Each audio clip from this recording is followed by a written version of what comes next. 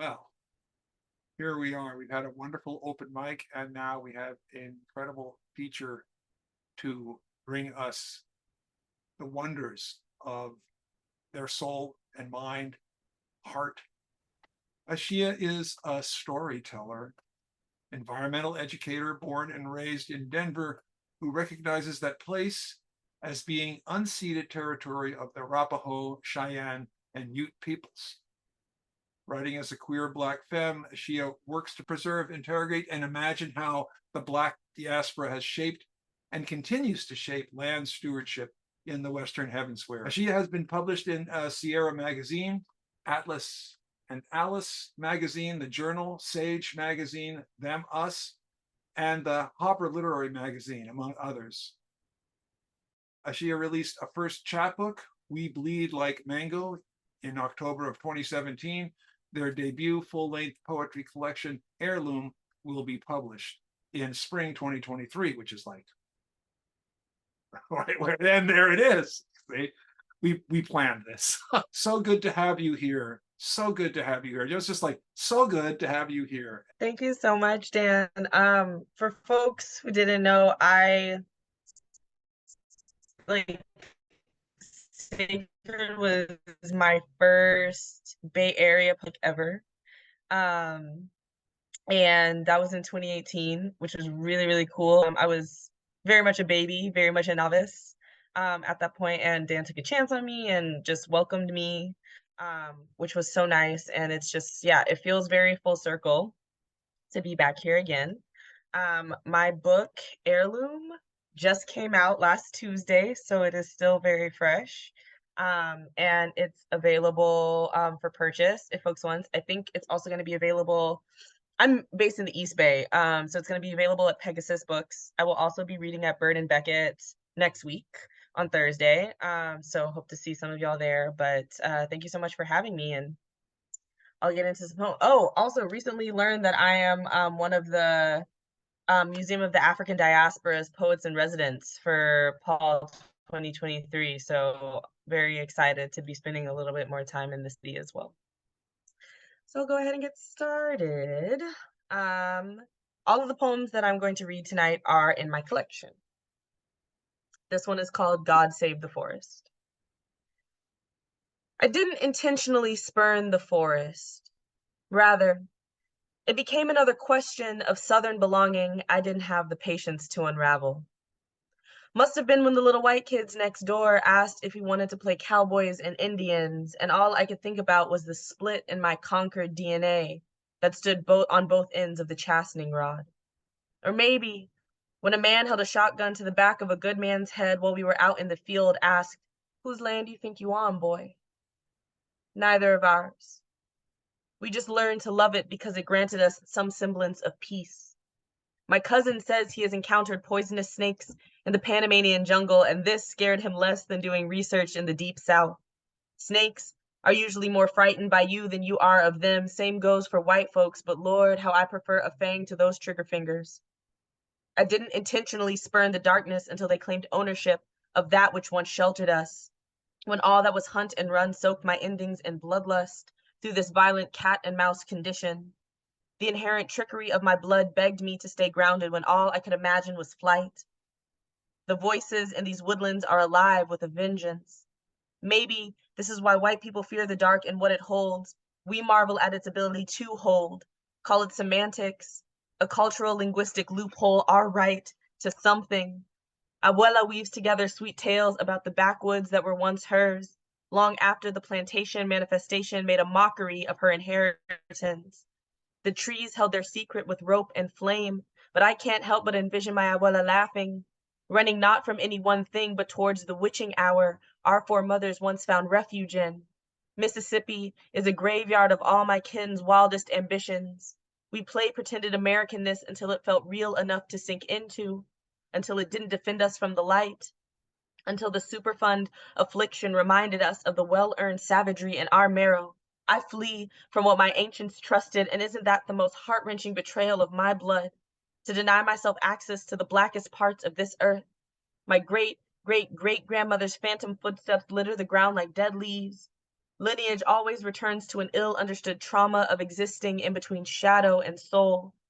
What is the difference between haunting and protecting a place? Is it one of volition?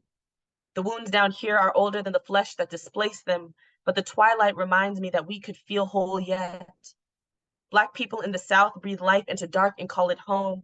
Black as the soil that birthed bright cotton, this Mississippi Delta madness home, this wild, expansive blackness home. Mississippi baby, on my good days I imagine you soft, lazy, draped in gracious green, sacred darkness, cradling all that unloved Black.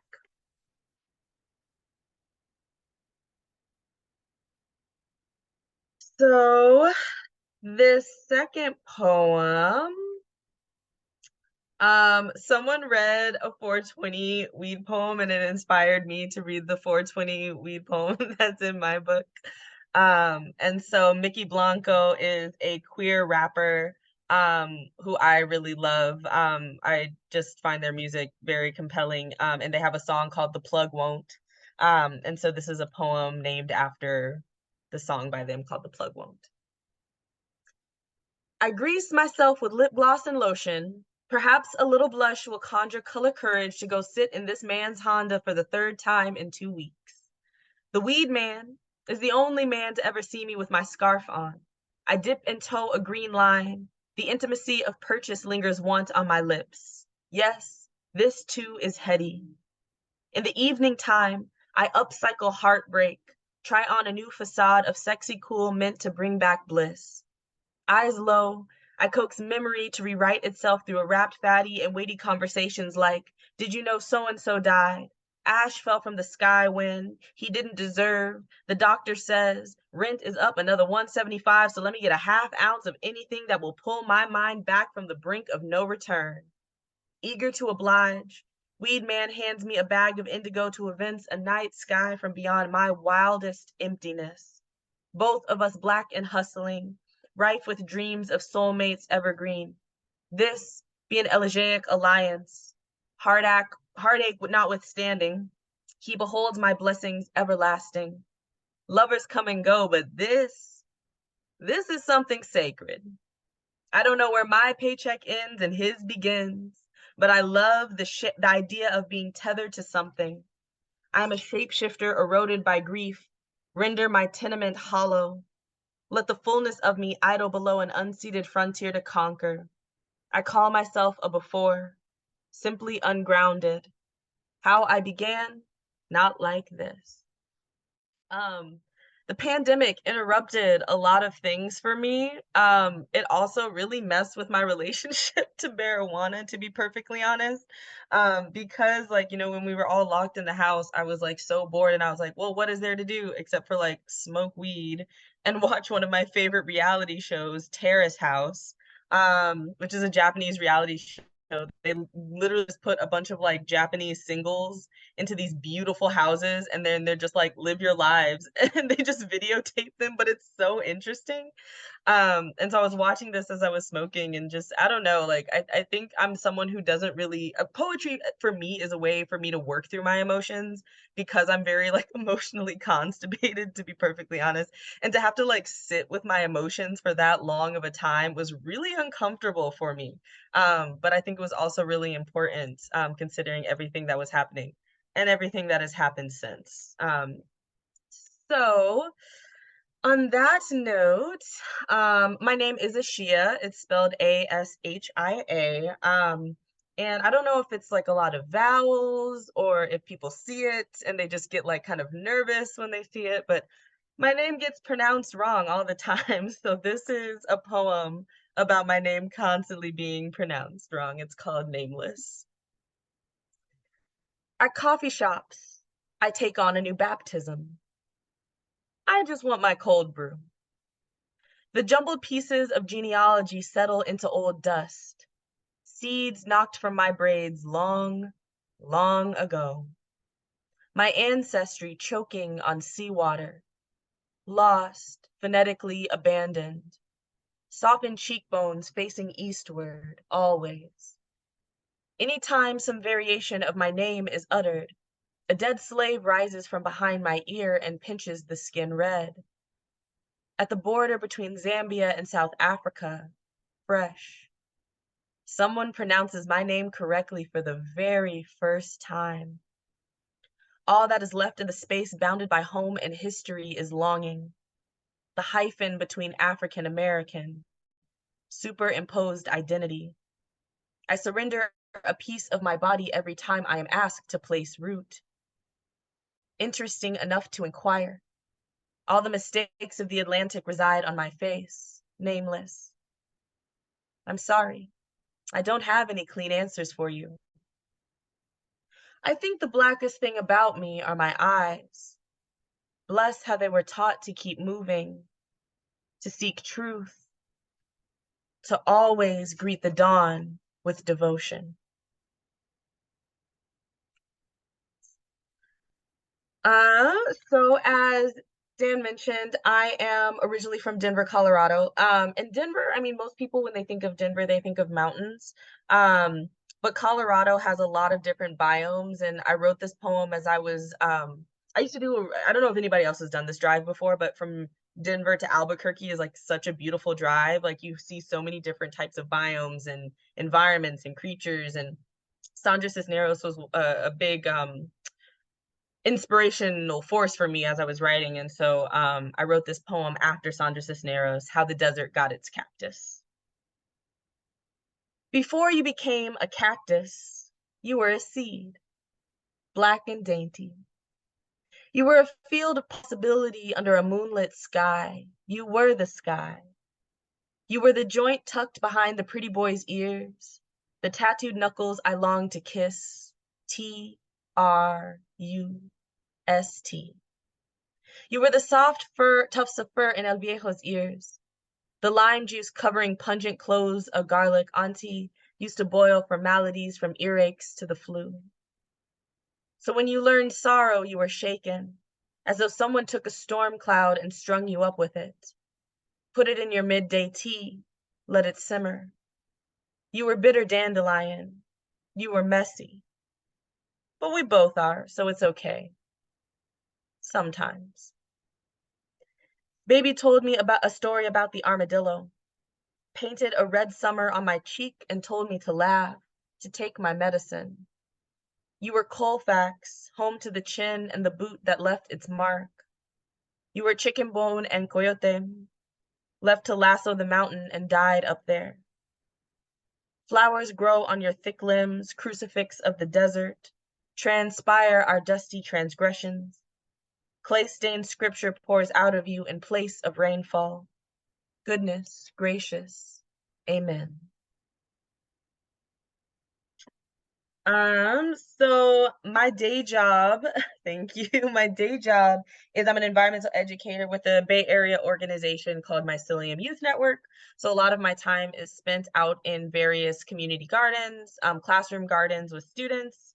And today was so beautiful. So we got to plant a lot of stuff. And the person who taught me how to grow and taught me how to plant was my grandmother. And so this is a poem in her memory. It's called Mint. Grandma played me her garden song during the shallow heat of springtime. She beat her palms against the soil, caressed the dirt-laced scrapes on my knees. Jewels of transcontinental sweat lined her bosom as she hacked up furtive weeds. Granny licked her peeling sugarcane lips. They parted, and forth sprung an aria of flowers. There were whole land masses dropping from her hands, breathing soul into fragrant coriander and parsley. Ballads of San Juan and Mississippi, West Africa reconciled and Sunday dew-kissed grass. Look, how the slender spines of lilac bow to the sunflower's sullen crowns. Just yards away, a squash blossom swan song wanes towards summer. She sat in the cool shade, mint leaves whistling, her back creaking like slave ships on salted ocean. She's found ways to harvest her own skin, ripe like wild bananas, slow and deliberate.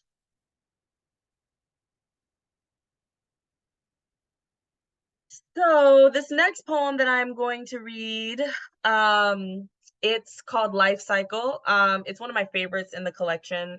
So my mom's side of the family, we're split up like originally from Puerto Rico and Bentonia. I always mess this up because all my family's in Pelahatchie, but we're originally from Bentonia, Mississippi. And then during the Great Migration, when a lot of Black folks were relocating from the South to North, ended up relocating to Detroit. And this Great Migration happened because of all of the racist persecution that was happening in the South, but also because moving up north meant upward mobility, having access to better jobs and better jobs. Now I sit, when I go back and I visit a lot of my family in Detroit, and a lot of them are older and a lot of them are sick. And many people in my family have passed away from cancer from working on the assembly lines in various car manufacturing facilities. And so this was a poem just thinking about the choices that this country forces people of color to make, specifically Black people, and how do we remember and fight for something better. So it's called Life Cycle. America is a factory. My father builds security cameras from discarded junk phones, their cracked screens, a subterranean stained glass burgeoning blessings. Come one, come all if you dare. He welds a fine line between surveillance and security. My father is no stranger to a gun. My father believes in a self-proclaimed rapture. The hills have eyes. My father's lenses thicken as his vision defers. At the end of the world, he hopes to patent his despair. America is a landfill. Underwater, bloodline brined, it's soured. My neighbor pours the leftover liquid from a pot of greens into his garden. Billowing green stink arises, stains room for ripening. Black folks despise waste. The last drops of Crown Peach in the dog's water bowl for taste. The plastic bags under my auntie's kitchen cabinet, exceptional cushioning for our endangered shadows. Never afforded the softness of packing peanuts. Is the soul biodegradable? Can it be upcycled?